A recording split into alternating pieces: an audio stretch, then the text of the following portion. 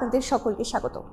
আজ আপনাদের সঙ্গে রয়েছে আমি অভিনন্দা। আর হেডলাইনের অনুষ্ঠান মানে আপনারা জানেন যে চিকিৎসা সংক্রান্ত অর্থাৎ স্বাস্থ্য সংক্রান্ত বিভিন্ন সমস্যা এবং সমস্যার সেই সমাধান কিন্তু ডক্টরসরা আসেন এবং এই অনুষ্ঠানে দিয়ে থাকেন। এবং এরকম অনেক রোগ রয়েছে যেগুলো আমরা হয়তো আগে কখনো শুনিও নি, বা সেটা কতটা ভয়াবহ আকার ধারণ করতে পারে আমরা কিন্তু এই হেল্পলাইনের অনুষ্ঠানের মাধ্যমে অবগত হই। ঠিক তেমনই একটি সমস্যা, একটি গুরুতর সমস্যা যেটা আজকাল খুব দেখা যাচ্ছে, সেরকম একটি সমস্যা নিয়ে আজকে আলোচনা হবে। যেমন ধরুন খুব পেটে ব্যথা, তারপর বমি। সাধারণভাবেই হয়তো আমরা ভাবি গ্যাসের থেকে হতে পারে বা বিভিন্ন ছোটখাটো কারণ ভাবি, তবে তা কিন্তু নয়। এবং সেই সমস্যা আমরা জানি যে যেটা হতে পারে গুরুতর সমস্যা, যেমন গল ব্লাডার স্টোন, পিত্তথলিতে পাথর, এটাও কিন্তু খুব দেখা যাচ্ছে আজকালকার দিনে প্রায়। তবে এটার যদি সঠিক সময় চিকিৎসা না হয় তাহলে কি হতে পারে, এবং এটা হলে কি করে বুঝবো, এবং কি কি চিকিৎসার পদ্ধতি রয়েছে, সমস্তটা নিয়ে কিন্তু আজকে কথা বলবো। আজকের হেল্পলাইনের অনুষ্ঠানে আমাদের সঙ্গে রয়েছে বিশিষ্ট চিকিৎসক Tapanjyoti Banerjee, general paediatric laparoscopic surgeon, professor and HOD, department of paediatric surgery, institute of child health, Kolkata. নমস্কার ডক্টর। নমস্কার। এবং প্রথমেই যে প্রশ্ন আপনার কাছে রাখবো, যে বিষয় আজকে আলোচনার, গল ব্লাডার স্টোন, পিত্তথলিতে পাথর, এটি কি আসলে, বা কেন হয়, কিভাবে তৈরি হয়? গল ব্লাডারে পাথর আমাদের খুবই কমন একটা ক্লিনিক্যাল প্রবলেম, যেটা আমাদের ডে টু ডে প্র্যাকটিসে সর্বদাই আমরা দেখতে পাই। এবং এই গল ব্লাডারের স্টোন যে আমাদের কাছে আসে, বেশিরভাগই প্রেজেন্টেশন হচ্ছে পেটে ব্যথা নিয়ে আসে এরা। এবং পেটে ব্যথাও আবার প্রচণ্ড অ্যাকিউট কন্ডিশনে আসে, আবার মাঝে মাঝে যে না একটু অম্বল গ্যাস হলো, তার সাথে একটু উপর পেটে একটু ব্যথা হলো, এইভাবে আসে। এবং যেগুলো অ্যাকিউট কন্ডিশনে আসে সেগুলো প্র্যাকটিক্যালি পেশেন্টস আর টসিং ইন দ্য বেড, ছটফট করছে, ব্যথা হয়, তার সাথে বমি হয়, এবং আপনার এই ছটফট করছে ব্যথা, এই অবস্থাতেই বেশিরভাগই আসে আমাদের কাছে। স্যার, প্রধান কারণগুলো কি কি হতে পারে, বা কিভাবে তৈরি হয় এই পাথর? হ্যাঁ, পাথর তিন রকম পাথর আছে। একটা পাথর হচ্ছে যে পিগমেন্ট স্টোন, আর একটি পাথর হচ্ছে কোলেস্টেরল স্টোন, আর একটি পাথর হচ্ছে মিক্সড স্টোন। এবং মিক্সড স্টোনই বেশি হয়। এবং এই পাথর হওয়ার তিনটে কারণ আছে। একটা কারণ হচ্ছে ইনফেকশন। আমাদের একটা কথা আছে সার্জারিতে, gallstone is the tombstone erected to the memory of the organism within it. তার মানে গল ব্লাডারের ভেতরে ইনফেকশন হলো, এবং সেই ইনফেকশনের ওপরেই একটা পাথর তৈরি হলো। যেমন সব থেকে কমন হচ্ছে যে টাইফয়েড। টাইফয়েড বেশি অনেকের হিস্ট্রি থাকে যে তার টাইফয়েড হয়েছিল, এবং এই টাইফয়েডের জীবাণু অনেক সময় গলস্টোন তৈরি করার একটা কারণ। সেকেন্ড হচ্ছে অনেক সময় আমরা যে রাউন্ড ওয়ার্ম বলি, তার ওভার গল ব্লাডার ভেতর থেকে তার উপরে স্টোন তৈরি হতে পারে। ইনফেকশন একটা কারণ, এক নম্বর। দু নম্বর কারণ হচ্ছে যে কোলেস্টেরল অ্যান্ড বাইল অ্যাসিড একটা রেশিও থাকে। এই রেশিও অল্টার করে গেলে কোলেস্টেরল ডিপোজিট পড়ে, যে কোলেস্টেরল স্টোন তৈরি হয়। কোলেস্টেরল স্টোন আমাদের মাঝে মাঝে দেখতে পাই। কোলেস্টেরল স্টোন বলে কোলেস্টেরল সলিটেয়ার, মানে একটাই হয় সাধারণত। আর আপনার আর একটা হচ্ছে জন্মগত, গল ব্লাডার তো একটা টেম্পোরারি স্টোরেজ অফ বাইল, সেই অর্গান। এই গল ব্লাডারটা যখন আমরা খাওয়া দাওয়া করি তখন গল ব্লাডারটার কন্ট্রাকশন হয়, এবং বাইলটা তখন বেরিয়ে এসে নিচে দিয়ে ডিওডনামের সেকেন্ড পার্টি ঢুকে যায়। এইটা হচ্ছে নর্মাল ফিজিওলজি। এখন যদি মনে করুন এই সিস্টিক ডাক্ট, যেটা দিয়ে গল ব্লাডারটা পিত্তনালীতে খুলছে, সেই জায়গাটায় যদি কোনো জন্মগত ন্যারো থাকে তাইলেও স্টোন হতে পারে। যে কোনো জায়গায় যদি স্ট্যাসিস হয় তাইলে সেখানে নোংরা পড়বে। গল ব্লাডারের ক্ষেত্রেও ঠিক তাই, এইভাবে গল স্টোন তৈরি হয়। মোটামুটি কোন এজের ক্ষেত্রে বেশি দেখা যায়? দেখুন, গল স্টোনের ক্ষেত্রেও একই কথা, যে কোনো এজে হতে পারে। কিন্তু কমন কাদের দেখা যায়, কমন হচ্ছে 40 টু, আমাদের সার্জারিতে একটা কথা আছে যে age in between 40 to 50, fertile, fair and fatty lady, একটু fatty lady, fair lady, fertile lady, 40 to 50 একটা আছে, যেটা আমরা ছাত্রদের পড়াই প্রথমে, যারা থার্ড ইয়ারে গলস্টোন পড়তে আসে, যে এদের গলস্টোন বেশি হয়। লক্ষণ বা উপসর্গ কি কি রয়েছে? উপসর্গের ভেতরে বেশিরভাগই ক্ষেত্রেই যেগুলো হয়, যে এক হচ্ছে অ্যাকিউটনেস নিয়ে আসে, যে পেটে ব্যথায় ছটপট করছে। গল ব্লাডার থাকে কোথায়? গল ব্লাডার থাকে জানবেন ডান দিকের উপর পেটে, লিভারের ঠিক তলায় গল ব্লাডারটি থাকে। কিন্তু বেশিরভাগ ক্ষেত্রে যে ব্যথা নিয়ে আসে, সেই ব্যথাটা হয় আমরা বলি এপিগ্যাস্ট্রিক রিজিয়ন, মানে মাঝখানে উপরের পেটে ব্যথাটাই অম্বল গ্যাসের মতোই ব্যথা, মনে হবে পাকস্থলী থেকে ব্যথাটা তৈরি হচ্ছে, এবং সাধারণ মানুষ যখন হয় তারা ভাবে এটা হচ্ছে একটা গ্যাসের ব্যথা, এইভাবেই আসে। এবং তাই সেই ব্যথাটা রেডিয়েশন হয়। রেডিয়েশন কেমন? পেশেন্ট এসে বলে যে ব্যথা আমার হচ্ছে, কিন্তু ব্যথাটা পিঠের দিকে চলে যাচ্ছে কিংবা ডান দিকের ঘাড়ের দিকে চলে যাচ্ছে, এইভাবে হয়। আর associated with vomiting or nausea, মানে বমি হয় অথবা বমি পায়। এবং অনেক ক্ষেত্রে যখন ইনফেকশন হয় তখন জ্বর আসে এবং লো গ্রেড টেম্পারেচার, যদি পুরো পুঁজ হয়ে যায় তাতে হাই গ্রেড টেম্পারেচার, অথবা এখান থেকে ইনফেকশন লিভারের ভেতরেও কোলেঞ্জাইটিস হয়, হতে পারে। সাধারণত এইভাবে আসে। আর কিছু পেশেন্ট আছে যারা এই খাওয়ার পরেই একটা ডালেকিং ব্যথা মাঝ পেটে উপরের দিকে হচ্ছে, এইভাবে এলো, যে আমি যখনই কিছু খাই, বিশেষ করে ভারী খাবার, যে আমি তো ভালোই ছিলাম, হঠাৎ বিয়ে বাড়িতে খেলাম, খাওয়ার পরে মাঝ পেটের ওপরের দিকটা আমার ব্যথা করতে লাগলো, একবার বমি করলাম। এইভাবেও প্রচুর পেশেন্ট আসে, যে ফ্যাটি মিল খাওয়া বা রিচ খাবার খাওয়ার পরে দেখা গেল ব্যথা হলো, এইভাবে আসে। আর কিছু তো আসে ডিজাস্টার্স কমপ্লিকেশন নিয়ে। কমপ্লিকেশন বলতে গল ব্লাডার গ্যাংগ্রিন হতে পারে, গল ব্লাডারে পুঁজ হয়ে যেতে পারে, যাতে আমরা বলি এম্পাইমা গল ব্লাডার। সে সিভিয়ার ব্যথা, বমি, তার সাথে জ্বর এলো 103-4 জ্বর, এবং যখন আমরা পেটটায় হাত দিলাম আমরা দেখলাম গল ব্লাডারটা প্যালপেট করতে পারছি, হাতে পাচ্ছি গল ব্লাডার, এইভাবে আসে। ইভেন গল ব্লাডারে একটা বাজে কমপ্লিকেশন আছে, সেই কমপ্লিকেশনটা হচ্ছে গলস্টোন প্যানক্রিয়াটাইটিস। গলস্টোন অনেক সময় ছোট ছোট স্টোন, পিত্তটা যায় কোথায়? পিত্তনালীতে যায়, এবং পিত্তনালীতে যখন গল ব্লাডারটা কন্ট্র্যাক্ট করে ব্যথা হচ্ছে, অনেক সময় ছোট ছোট পাথর পিত্তনালীতে ঢুকে যায়, ঢুকে গিয়ে এক হয় এমনি জন্ডিস, কোলেঞ্জাইটিস, মানে কাঁপ দিয়ে জ্বর এলো, অথবা প্যানক্রিয়াটাইটিস হলো, তারা ইনফেকশনটা প্যানক্রিয়াসে গেল, অথবা প্যানক্রিয়াটিক ডাক্ট অবস্ট্রাকশন করলো, এইভাবে pancreatitis. It is a grave complication, বেশ খারাপ জিনিস, এইভাবে করে। আবার গলস্টোন মানে এমন কাণ্ড করতে পারে যে গল ব্লাডারের তো রিলেটেড থাকে ঠিক ডিওডনাম, মানে পাকস্থলীর যে পরের অংশ, তাকে বলি আমরা ডিওডনাম, সেই ফার্স্ট পার্টের উপরে গল ব্লাডার পড়ে থাকে। ইনফেকশন ইজ সো সিভিয়ার যে ওই স্টোন একদম ফুটো করে দিয়ে ইন্টেস্টিনের মধ্যে ঢুকে যেতে পারে এবং অবস্ট্রাকশনও করতে পারে, এগুলো হতে পারে। আচ্ছা, তবে এখন একটা জিনিস রিসেন্টলি দেখা যাচ্ছে যে অনেকের কোনোভাবে টেস্টের পর দেখা যাচ্ছে গল ব্লাডারে স্টোন রয়েছে, কিন্তু সে বুঝতে পারছে না, অর্থাৎ উপসর্গ সেভাবে নোটিস করা যাচ্ছে না, এই বিষয়টি কি? হ্যাঁ, দেখুন, এটা ডাক্তারি শাস্ত্রে আমরা বলি সাইলেন্ট গলস্টোন। সাইলেন্ট স্টোন আমরা এক সময় টিচিং ছিল যে সাইলেন্ট স্টোন আমরা ইগনোর করি, মানে যদি কোনো সিমটম না করে অপারেশন করি না, কিন্তু স্টোনের কমপ্লিকেশন এত বেশি, ইভেন স্টোন থেকে ম্যালিগন্যান্সি হতে পারে। সুতরাং সাইলেন্ট স্টোন ডায়াবেটিকদের ক্ষেত্রে তো করে দিতেই হবে, কারণ ওদের ক্ষেত্রে রিস্ক অনেক বেশি। আর সেকেন্ড হচ্ছে যে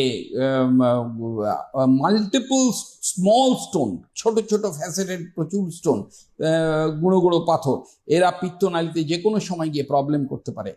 সব থেকে ভয়ের হচ্ছে silent stone may produce cancer gall bladder. Cancer gall bladder বেশিরভাগ ক্ষেত্রেই হচ্ছে যে অ্যাসোসিয়েটেড উইথ স্টোন, এবং এই এশিয়ান কান্ট্রিতে cancer gall bladder is very common. এই জন্যে রিসেন্টলি যে আমাদের indication of surgery of gallstone এসছে, একটা indication gallstone in Asian countries. Asian কান্ট্রিতে কিন্তু আমরা সাইলেন্ট গলস্টোন আমরা অপারেশন করে দিই। আর এই গল ব্লাডার স্টোনের এই নির্ণয়ের জন্য কি কি পরীক্ষা নিরীক্ষা রয়েছে? যখনই একটা পেশেন্ট এই ধরনের সিমটম নিয়ে আসে, আমরা প্রথমেই অ্যাডভাইস করি যেটা হচ্ছে ultrasonography. Ultrasonography is very easily available, সব জায়গায় অ্যাভেলেবল আলট্রাসোনোগ্রাফি, এবং is very cheap investigation. Third হচ্ছে হ্যাভিং নো সাইড এফেক্ট। সুতরাং আলট্রাসোনোগ্রাফি, এবং বেশিরভাগ ক্ষেত্রেই ultrasonography is the investigation of choice to diagnose gallstone. আচ্ছা, এবং তারপর অর্থাৎ সমস্ত ক্ষেত্রে কি সার্জারি করতে হয়? না, দেখুন, যদি পেশেন্ট ফিট থাকে তখন আমরা করি না। বাচ্চাদের ক্ষেত্রে আমরা মেডিসিনের ট্রিটমেন্ট ডিঅক্সিচেনোকোলিক অ্যাসিড দিয়ে আমরা ট্রায়াল দিই। যে এতে যে একদম সাকসেসফুল হয় না তা নয়, কিছু কিছু ক্ষেত্রে, বিশেষ করে কোলেস্টেরল স্টোনের ক্ষেত্রে ডিঅক্সিচেনোকোলিক অ্যাসিডে কিছু ক্ষেত্রে রেজাল্ট ভালো পাওয়া যায়, কিন্তু মেজরিটি ক্ষেত্রেই the treatment of choice is surgery. আচ্ছা, তাহলে সার্জারি ছাড়া আর কি কি চিকিৎসা পদ্ধতি রয়েছে? না, সার্জারি ছাড়া কিন্তু অন্য কোনো চিকিৎসা পদ্ধতি কিছু নেই। মেডিকেল ট্রিটমেন্ট আমি বললাম, মেডিকেল ট্রিটমেন্ট হ্যাভিং লিমিটেশন, বেশিরভাগ ক্ষেত্রেই ভালো কাজ হয় না, কিন্তু মাঝে মাঝে যেমন patient is completely unfit for surgery, কোনো মতেই করা যাবে না, সেখানে বাচ্চাদের ক্ষেত্রে আমরা ট্রায়াল দিই। যেখানে কোলেস্টেরল স্টোন আমরা ট্রায়াল দিতে পারি ডিঅক্সিচেনোকোলিক অ্যাসিড দিয়ে, এবং কিছু কিছু ক্ষেত্রে আমরা সাকসেস পাই। গল ব্লাডারের স্টোনের থেকে কি কি জটিলতা তৈরি হতে পারে? গলস্টোন থেকে হতে পারে, গলস্টোনটা প্রথম কথা হচ্ছে যে অ্যাকিউট কোলেসিস্টাইটিস অ্যাটাক তো হতেই পারে। ক্রনিক কোলেসিস্টাইটিস মানে মাঝে মাঝে ব্যথা হচ্ছে, এরম হতে পারে। গলস্টোন গল ব্লাডারটাকে ফুটো করে দিতে পারে, ফুটো করে পেরিটোনিয়ামের মধ্যে সমস্ত বাইল এসে পেরিটোনাইটিস করতে পারে। আবার ভেতরের অর্গান মানে ডিওডার্মে ফুটো হয়ে ঢুকে যেতে পারে। কোলন ফুটো করে আছে, যে কোলন ফুটো করে স্টোন বেরিয়েছে, ওখান দিয়ে ফিস্চুলা তৈরি হয়েছে, কোলনিক ফিস্চুলা। আপনার পিত্তনালীতে ঢুকে যেতে পারে স্টোন, দিয়ে জন্ডিস তৈরি করতে পারে। প্যানক্রিয়াটাইটিস, আমি তো একটু আগে বললাম যে গ্রেভেস্ট কমপ্লিকেশন ইজ প্যানক্রিয়াটাইটিস, এগুলো করতে পারে। এবং বহুদিন গল ব্লাডারে স্টোন পড়ে থাকলে there may be chance of development of cancer gallbladder, which is the gravest complication. এবং এর সঙ্গে অর্থাৎ গল ব্লাডার স্টোনের সঙ্গে খাদ্যাভ্যাসের কোনো সম্পর্ক রয়েছে কি? হ্যাঁ, নিশ্চয়ই আছে। যেমন? যারা খুব তেল বা চর্বি জাতীয় খাবার খুব বেশি ব্যবহার করেন, তাদের গলস্টোন বেশি হয়। এবং সঠিক সময় যদি এর চিকিৎসা না করানো যায়, তাহলে এই যে যেই সমস্যাগুলো বলেন, এই সমস্ত একটা হতে পারে। হ্যাঁ, যে কোন যদি গল ব্লাডার স্টোন মানে যত তাড়াতাড়ি সম্ভব, সাধারণত আমরা করি কি, এখনকার রেকমেন্ডেশন হচ্ছে যে একটা অ্যাকিউট অ্যাটাক হলো, আমরা সঙ্গে সঙ্গে সমস্ত ইনভেস্টিগেশন করে নিলাম। ইনভেস্টিগেশন করে নিয়ে উইদিন 72 আওয়ার্স আমরা সার্জারি করে দিতে পারি। ইভেন যারা এক্সপিরিয়েন্স সার্জন তারা 4 দিন 5 দিন অবধি করে দিতে পারে। সাধারণত আমরা 7 থেকে 14 দিনের ভেতরে অপারেশনটা অ্যাভয়েড করি, কারণ তখন গল ব্লাডারটা চারিদিক দিয়ে জড়িয়ে যায় এবং অপারেশনটা একটু ডিফিকাল্ট হয়। সুতরাং সেক্ষেত্রে আমরা একটু দেরি করে করি, কিন্তু আমাদের টার্গেট থাকবে যে যদি সম্ভব হয়, এবং ওই জন্যই মানুষকে সচেতন করা এবং আমাদের ডাক্তার বন্ধুদেরও সচেতন করা, তারা যেন রেফারেলটা টাইমে পাঠান সার্জনের কাছে, যাতে তাড়াতাড়ি অপারেশনটা সেরে দেওয়া যায়। আমি নিজে আমরা দীর্ঘদিন ধরে প্রায় মোর দ্যান 40 ইয়ার্স আমরা গলব্লাডার সার্জারি করছি, এবং আমাদের অভিজ্ঞতা শুধু নয়, পৃথিবীর সবারই অভিজ্ঞতা হচ্ছে যে early operation within 72 hours is the golden period. তার ভেতরে অপারেশনটা সব থেকে সুন্দর হয়। তাতে মানে গল ব্লাডার ডিসেকশন মেটিকুলাস করা যায়, প্রত্যেকটা স্ট্রাকচার সুন্দর করে চেনা যায়, complication rate is much more lower, recovery is early. আচ্ছা, একবার অপারেশন হয়ে যাওয়ার পর ভবিষ্যতে কি আবার সেই স্টোন হতে পারে, বা নাকি একেবারেই কমে যাবে আর কখনো আসবে না ফিরে সেই না না stone? না, সেটা ঠিক কথা নয়। গল স্টোন যদি একবার হয়ে যায় তারপরেও দেখা যাচ্ছে যে পিত্তনালীতে, একটা হচ্ছে যে পিত্তনালীতে পাথর ছিলই সেটা ডিটেক্টেড হয়নি প্রথমবার অপারেশনে, সেটা একটা কন্ডিশন। সেকেন্ড হচ্ছে তা সত্ত্বেও কাউরি কাউরি ক্ষেত্রে লিথোজেনিক বাইল, মানে এদের বাইলে তো তারা স্টোন তৈরি করে, আবার সেকেন্ডারি স্টোন পরে তৈরি হলো। আবার থার্ড একটা কন্ডিশন আছে, যদি সিস্টিক ডাক্ট মানে পিত্তনালী এবং গল ব্লাডার এর মধ্যে যে নালীটা আছে সেটাকে বলে সিস্টিক ডাক্ট, সেটা যদি একটু বড় রেখে আসে আমরা প্রথমে অপারেশন করতে গিয়ে, ওর মধ্যে আবার স্টোন তৈরি হয়, সেটাও অপারেশন করতে হয়। সুতরাং এটা নয় যে একবারই অপারেশন হয়ে গেল মানে ভবিষ্যতে ঝামেলা করবে না। আচ্ছা, কোন কোন ক্ষেত্রে গল ব্লাডার একেবারে বাদ দিয়ে দেওয়ার মতো পরিস্থিতি আসে, বা গল ব্লাডার না বাদ দেওয়ার দেখুন, মতো একটা কথা পরিস্থিতি বলি, হয়? কিডনি স্টোন এবং গল ব্লাডার স্টোন, কিডনি তো বাদ দিলে চলবে না, কিডনি স্টোনও বারবার হয়, ঠিক আছে, কিন্তু কিডনি স্টোন কোনো উপায় নেই, কারণ কিডনি বাদ দিলে পেশেন্ট কিন্তু বাঁচবে না, কিন্তু সেইটা গল ব্লাডারের ক্ষেত্রে ঠিক নয়। গল ব্লাডারে ট্রিটমেন্ট অফ চয়েস হচ্ছে, অফ চয়েস নয়, যদি সম্ভব হয়, এমনও হতে পারে রেয়ার কন্ডিশনে যে আমরা গল ব্লাডারটা বাদ দিতে তখন পারলাম না, পার্শিয়াল বাদ দিয়ে চলে এলাম, সেটা রেসিডুয়াল একটু গল ব্লাডার রেখে এলাম, সেখানে স্টোন ভবিষ্যতে হতে পারে। কিন্তু এমন কন্ডিশন হয় যেখানে কোনো স্ট্রাকচার চেনা যাচ্ছে না, সেখানে gall bladder, residual gall bladder, একটু fundus gall bladder, Hartmann's pouch বলি আমরা, একদম সিস্টিক ডাক্টের আগের অংশ একটু রেখে দিয়ে বেরিয়ে আসতে হলো, এরম কন্ডিশন ডেভেলপ করতে পারে। যাতে এটা সার্জেন্স চয়েস, সার্জেন যখন ভাববে না আমি আর এগোলে বিপদে পড়তে পারি, এটা যুদ্ধের মতো, যুদ্ধক্ষেত্রে নেমে এটা নয় যে আমি এমন কিছু করলাম যে আমার রুগী খারাপ হয়ে গেল, সুতরাং যুদ্ধ মাঝে মাঝে পিছিয়ে আসতে হয়। দেখা গেল যে গল ব্লাডার পুরো বাদ দিতে গেলে আমি পিত্তনালী ইনজুরি করে ফেলতে পারি, আমি রক্তের নালী ইনজুরি করতে পারি, কোনো স্ট্রাকচার চেনা যাচ্ছে না, তখন একটু অংশ হয়তো রেখে চলে এলে সেফ, তাই করে আসতে হবে। ইভেন আমি আরেকটা কথা বলি, যে যখন মনে করবে সার্জেন যে না কোনো মতে যে further dissection will be risky, which will jeopardize patient's life, পেশেন্টের জীবন চলে যেতে পারে যদি বেশি আমরা করতে চেষ্টা করি, কিচ্ছু করতে হবে না, just put a tube and come out. একটা গল ব্লাডারের ভেতরে একটা টিউব দিলাম, সেখানে যে ইনফেকশন আছে, পুঁজ আছে, সেটা বার করে দিলাম, বার করে সে বেরোতে থাকলো, তারপরে 2-2.5 মাস পরে আমরা গল ব্লাডার সার্জারি করলাম। এটাও ডাক্তারি শাস্ত্রের মধ্যেই, এটা বিচক্ষণ ডাক্তারবাবু তাই করবেন। যদি মনে করেন যে না এখন যদি পুরো অপারেশনটা করতে চাই, that will jeopardize patient's life, সুতরাং করা উচিত নয়। এবং মোটামুটি পেশেন্টসরা কতদিনের মধ্যে দৈনন্দিন জীবনে আবারও ফিরে ফিরে আসতে পারে? না দেখুন, গল ব্লাডার সার্জারি তো 2 রকম আছে, একটা হচ্ছে কেটে অপারেশন, আর একটা হচ্ছে ল্যাপারোস্কোপিক সার্জারি। এখন যেটা of choice is laparoscopic surgery. আমরা ল্যাপারোস্কোপি 4টে ফুটো করে আমরা অপারেশনটা করব, এবং the beauty of this operation হচ্ছে যে পেশেন্ট 7 দিনের মধ্যেই patient can go to his school or college or চাকরি, যেখানে সে চাকরি করে, he can go to that place. সুতরাং 7 দিনের মধ্যে তার নর্মাল লাইফে ফিরে আসতে পারে আফটার ল্যাপারোস্কোপিক সার্জারি, যেটা কেটে করলে সম্ভব নয়।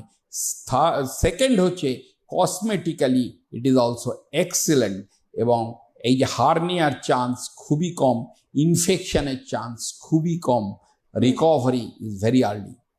আর পাশাপাশি আরেকটি বিষয় জানতে চাইবো যে সার্জারি, যেটা কেটে অপারেশনের ব্যাপারটা, সেটা কি খুব ভয়াবহ পরিস্থিতি হয় নাকি সেই সময় ল্যাপারোস্কোপিক সার্জারি না দেখুন, একটা কথা বলি যে of choice is laparoscopic surgery, কাটা নয়, এবং কাটা নয় কিন্তু হ্যাঁ কাটতে কি হতে পারে না।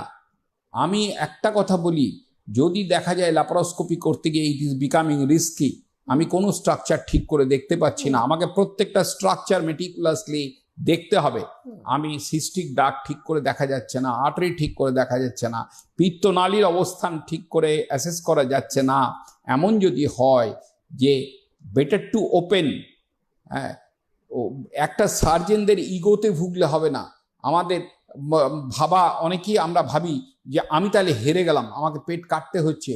নো, পেশেন্টকে আগে থেকে কাউন্সিলিং করতে হবে, প্রয়োজন হলে কাটতে হবে। It is the decision of A surgeon, not a defeat of A surgeon. Surgeon হেরে গেল, ল্যাপারোস্কোপি করতে পারলো না তা নয়। ডিসিশন, লক্ষ্য হচ্ছে একটাই, অ্যাট এনি কস্ট তোমাকে পেশেন্টকে ভালো করতে হবে। হিরোইজম করতে গিয়ে পেশেন্ট খারাপ করে ফেললে হবে না। তবে এই রোগ প্রতিরোধে কি কি ধরনের খাদ্যাভ্যাস অনুসরণ করা উচিত যাতে এই রোগ থেকে বিরত থাকা যায়? বিরত থাকা বলতে হচ্ছে বেশি করে আপনাদের ফ্যাট জাতীয়, চর্বি জাতীয় খাবার অ্যাভয়েড করতে হবে, ওয়েট কম রাখতে হবে, জল বেশি করে খেতে হবে, সবজি বেশি করে খেতে হবে, তাদের কম হবে। বেসিক্যালি আপনারা কি কি ইনভেস্টিগেশন করে থাকেন এই রোগের বিষয়ে? না, main investigation is the ultrasonography. আর অজ্ঞান করে অপারেশনের জন্য যা যা পদ্ধতি দরকার সেগুলো তো রুটিন সব অপারেশন করা হয়, এর ক্ষেত্রেও করা হয়। তবে আলট্রাসোনোগ্রাফি ছাড়া যেটা করা হয় সেটা হচ্ছে লিভার ফাংশন টেস্টে কিছু কিছু প্যারামিটার আছে, সেগুলো যদি খারাপ দেখি তখন আমরা এমআরসিপি করাই। এমআরসিপি কেন করাই? এমআরসিপি করানোর উদ্দেশ্য হচ্ছে যে পিত্তনালীতে কোনো পাথর বসে আছে কিনা সেইটা একটা। Second, what is the status of the pancreas, প্যানক্রিয়াসের স্টেটাস কি সেইগুলো বোঝা, লিভার, এবং you can assess gall bladder. এগুলো এমআরসিপি তখনই আমরা অ্যাডভাইস করি যখন তার জন্ডিস থাকে অথবা এই আমাদের অ্যালকালাইন ফসফেটেজ বেশি থাকে, তখন আমরা এমআরসিপি অ্যাডভাইস করি। আচ্ছা, এটা এই বিষয়ে যে জন্ডিসের কথা আপনি যেটা বললেন, এই গল স্টোনের সাথে জন্ডিসটা কিভাবে কানেক্টেড? জন্ডিস, গল স্টোন যদি দুভাবে জন্ডিস হতে পারে। একটা হচ্ছে যে স্টোন গিয়ে পিত্তনালীর মধ্যে ঢুকে পিত্তনালীটা আটকে দিল, তাতেই জন্ডিস হতে পারে। আবার প্যানক্রিয়াটাইটিস হওয়ার পরেও পিত্তনালীটা ফুলে গেছে, তার জন্যে partial obstruction to the bile duct, jaundice হতে পারে। আর একটা হচ্ছে ইনফেকশন ঢুকে গিয়ে লিভারের ভেতরে, গল ব্লাডার থেকে অ্যাকিউট কোলেসিস্টাইটিস হয়েছে, সেখান থেকে ইনফেকশন লিভারের মধ্যে গেছে, গিয়ে জন্ডিস করতে পারে। কিন্তু অবস্ট্রাকশনের জন্ডিসটা হচ্ছে, অবস্ট্রাকশনের জন্ডিসটা হতে কনজুগেটেড বিলিরুবিন বেড়ে যায় এবং সেক্ষেত্রে চিকিৎসা পদ্ধতি পুরো পাল্টে যাবে। এ বিষয়ে কথা বলতে বলতে একটা বিষয় মাথায় এলো, খানিকক্ষণ আগে এই যে সাইলেন্ট গলস্টোন, যেটাতে সেরকম ভাবে কোনো উপসর্গ দেখা যায় না আপনি বললেন, তো সেক্ষেত্রে যদি উপসর্গ শেষ পর্যন্ত না দেখা যায় এবং সেটা থাকতেই থাকে, তাহলে সেক্ষেত্রে কোন দিকে যেতে পারে বিষয়টি? না, আমি তো বললাম যে গলস্টোন এর মধ্যে একটা গ্রুপ তো পরে সিমটম তৈরি করতে পারে। আচ্ছা, পরবর্তীকালে সেটা কি ভয়াবহ হয়ে যাওয়ার পরে? না, পরবর্তীকালে নয়, এই স্টোনটা থেকেই পরবর্তীকালে আবার তাদের অ্যাকিউট অ্যাটাক হতে পারে, হ্যাঁ, ক্রনিক অ্যাটাক হতে পারে, আর অন্যান্য কমপ্লিকেশন যা গলস্টোন সেগুলো সবই হতে পারে। ইভেন সব থেকে খারাপ হচ্ছে যে ম্যালিগন্যান্সি হতে পারে। আচ্ছা আচ্ছা। আর আচ্ছা, একদম ছোট যারা, তাদের ক্ষেত্রেও কি এই বিষয়টি এরকম ভাবে দেখা যেতে পারে? হ্যাঁ, গলস্টোন যে কোনো বয়সই হতে পারে। আমার অভিজ্ঞতায় আমি 5 মাস বয়স পেশেন্টেরও মাল্টিপল স্টোন উইথ জন্ডিস আমি 5 মাস বয়সে আমি পেয়েছি এবং ল্যাপারোস্কোপি করেছি। এবং বাচ্চাদের আগে গলস্টোন বাচ্চাদের দেখা যেত না, এখন কিন্তু আমরা বাচ্চাদেরও গলস্টোন প্রচুর পাচ্ছি। বাচ্চারাও প্রচুর ফাস্টফুড খাচ্ছে এবং তাদেরও গলস্টোন হচ্ছে। আগে আমাদের বলা হতো যে যাদের হিমোলাইটিক ডিসঅর্ডার আছে, like thalassaemia, sickle cell anaemia, এই সমস্ত রোগে তাদের স্টোন বেশি হয়, সেটা কিন্তু এখন বলে না। এখন কিন্তু গলস্টোনও বা অ্যাডাল্টের মতো বাচ্চাদেরও গলস্টোন হয়, অতটা কমন না হলেও আমরা মাঝে মাঝেই পাই যে বাচ্চাগুলো আসে গলস্টোন নিয়ে। কিন্তু একটা লাকি ব্যাপার হচ্ছে, অ্যাডাল্টের গলস্টোন ডিজিজ যত কমপ্লিকেটেড হয়, বাচ্চাদের অত কমপ্লিকেটেড নয়। আচ্ছা, তাহলে তাদের ক্ষেত্রে কি করে বোঝা যাবে? কারণ 5 মাসের বাচ্চা আপনি বললেন। না, একই, যখনই সন্দেহ হবে আলট্রাসোনোগ্রাফি করতে হবে। 5 মাসের বাচ্চাদেরও তো পেটে ব্যথা হচ্ছে এবং তখন আলট্রাসোনোগ্রাফি অ্যাডভাইস হচ্ছে। সেক্ষেত্রে তাদের বাবা মায়েদের বুঝতে হবে। হ্যাঁ, আলট্রাসোনোগ্রাফি ডাক্তারবাবুর কাছে নিয়ে যাবে, ডাক্তারবাবু অ্যাডভাইস করবে আলট্রাসোনোগ্রাফিতে স্টোন পাওয়া যাবে। তাদেরও কি এরকম ডিফারেন্ট স্টোন থাকতে পারে? তাদের সাধারণত পিগমেন্ট স্টোন হয় বাচ্চাদের, যদি হিমোলাইটিক থেকে হয়, আর যদি ইনফেকশন থেকে হয় মিক্সড স্টোন হয়। আচ্ছা, এবং তারাও ওই মানে যদি ল্যাপ্রোস্কোপিক হয় তাহলে সেক্ষেত্রে মোটামুটি ওই সময়ের মধ্যেই সেরে উঠতে পারে? হ্যাঁ হ্যাঁ, বাচ্চাদের ক্ষেত্রেও পিডিয়াট্রিক ল্যাপারোস্কোপি তো এখন রেগুলার অ্যাফেয়ার ডাক্তারদের কাছে। আচ্ছা, একদম যারা বয়স্ক তাদের ক্ষেত্রে বিষয়টি ঠিক কিরকম? তাদের ক্ষেত্রে ল্যাপ্রোস্কোপিক একই রকম ভাবে তারাও সেরে উঠতে পারে অতটাই তাড়াতাড়ি, বা তাদের ক্ষেত্রে না না, কখন? এই ল্যাপারোস্কোপিক সার্জারির ক্ষেত্রে কিন্তু বড় ছোট মাঝারি বয়স সবার ক্ষেত্রেই কিন্তু রেজাল্ট ইজ গুড। যাদের বয়স হয়ে গেছে তাদের ক্ষেত্রে তো আমরা একই জিনিস করি, আমরা ল্যাপারোস্কোপিক সার্জারি করি এবং একইভাবে তারা তাড়াতাড়ি সেরে ওঠেন। আমি বলবো স্যার, আপনি দর্শকদের জন্য কিছু বলুন, যাতে কি সমস্ত বিষয় থেকে মোটামুটি আপনি বলেই দিয়েছেন, দর্শকদের বিরত উদ্দেশ্যে থাকলে। আমার একটাই কথা বলার, যে কখনো কোনো রকম পেটে ব্যথা হচ্ছে এই অবস্থায় সেলফ মেডিকেশন আপনারা করবেন না। সেকেন্ড হচ্ছে তাড়াতাড়ি ডাক্তারের কাছে যান, এবং গলস্টোন ধরা পড়লে যত তাড়াতাড়ি পারবেন আপনারা সার্জনের সাথে যোগাযোগ করে আপনারা অপারেশন করিয়ে নেন। আদারওয়াইজ গলস্টোন থেকে সমস্ত জীবনের ঝুঁকি আছে, এমন কমপ্লিকেশন ডেভেলপ করতে পারে। আর আরেকটা বিষয় স্যার জানতে চাইবো, যে মাঝে মাঝে কি এই যে ইউএস যেটা করে আমরা মোটামুটি অনেক কিছুই বুঝতে পারি আমাদের সমস্যা, সেটা কি মাঝে মাঝে গিয়ে অর্থাৎ 6 মাসে একবার করে চেক করানো কি অতটাও প্রয়োজনীয় বা কিছু? না, কারণ এই যে সাইলেন্ট গলস্টোন এটার বিষয় না, আমি বলি সাইলেন্ট গলস্টোন তো দেখুন, যেভাবে ফলো আপ বিদেশে যেভাবে ফলো আপ হয় আমাদের দেশে সেভাবে ফলো আপ হয় না। আচ্ছা। তবুও এখন মানুষ অনেক কনসাস হয়েছে, অ্যাটলিস্ট বছরে একবার করে তারা পুরো শরীর চেক আপ করেন। তাতে আলট্রাসোনোগ্রাফি একটা পার্ট, তা আলট্রাসোনোগ্রাফি করে দেখে নেওয়া হয় যে শুধু গলব্লাডার স্টোন নয়, অন্য কোথাও পাথর হচ্ছে কিনা সেগুলো সব ধরা পড়ে, অন্য কোনো রোগ আছে কিনা পেটের ভেতরে সেগুলো ধরা পড়ে, এবং করা হয়, অনেকেই করান এখন। একেবারেই তাই, আপনারা শুনলেন ডক্টর যেমনটা বললো, অর্থাৎ এই যে এই সমস্ত সিমটমস, পেটে ব্যথা বা বমি বা এই যে সমস্ত যাবতীয়, যা নিজেরা মোটেও অপেক্ষা করবেন না, এবং অবশ্যই অনেকেই প্রতি বছরে একবার করে পুরো শরীরের যে চেক আপ রয়েছে সেটা করায়। তো সেই বিষয়টি অত্যন্ত জরুরি, এবং পাশাপাশি যখন বোঝা না যায় তখন সেই অপেক্ষা না করে বছরে একবার হলেও একবার স্বাস্থ্য পরীক্ষা করান। পাশাপাশি এই যে সিমটমস বা কি কি করলে এই স্টোন হতে পারে, কিসের থেকে হতে পারে, প্রচন্ড তেল মশলা জাতীয় খাবার থেকে শুরু করে যা যা বললেন ডক্টর, প্রতিটি কথা কিন্তু অত্যন্ত গুরুত্বপূর্ণ। পাশাপাশি এই যে ল্যাপ্রোস্কোপিক, সেগুলো নিয়েও ভয় পাওয়ার কোনো কারণেই, সেই ল্যাপ্রোস্কোপিক সার্জারির প্রচুর অ্যাডভান্টেজ রয়েছে, ডক্টর কিন্তু সেগুলো সমস্তটা বললেন, এবং এই প্রতিটি পয়েন্ট কিন্তু আমাদের দৈনন্দিন জীবনে মনে রাখা এতটাই গুরুত্বপূর্ণ। এবং আজকের মতো এই পর্যন্তই, পরবর্তী সমস্ত আপডেটের জন্য চোখ রাখুন সিটি। নমস্কার, নমস্কার ডক্টর।